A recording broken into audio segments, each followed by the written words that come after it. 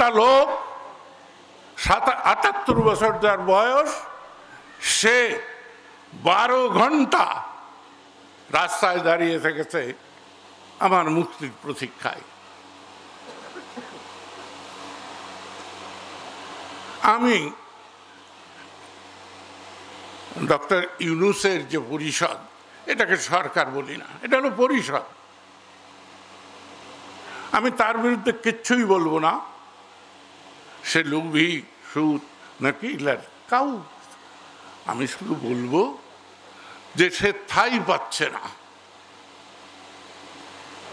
পাবেও না। বঙ্গবন্ধু শেখ মুজিবুর রহমান স্বাধীনতার পরে পায় নাই, আমরাই তাকে বিপদগ্রস্ত করেছি। জিয়া রহমান কামান দেখে এসেছে, পারে নাই। এরশাদ পারে নাই, খালেদা পারে নাই, আরেকজনের নামই আমি নিতে চাই না।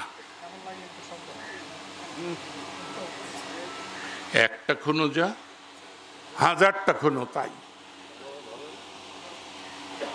আমরা গণতন্ত্র বলবো, আমরা বঙ্গবন্ধুর ঔরজাত সন্তানের দাবি করব, আর মানুষের বুকে ব্যানর চার্জ করাবো, গুলি করবো, এটা হতে পারে না। আমি বজ্রর সাথে একমত যে আল্লাহর অপার করুণা আমরা আওয়ামী লীগ থেকে দুজনে বহিষ্কার হয়েছি, নাহলে আজকে আমরা ঘৃণিত হতাম। আমি জেলে গিয়ে দেখেছি যে সে বড় বড় কুতুবরা 5ই আগস্টের আগে যে ভাব করত, সে ভাব ধ্বংস হয়ে গেছে। আল্লাহ ওই ভাববাদীদের, অহংকারীদের, দাম্ভিকদের পছন্দ করে না।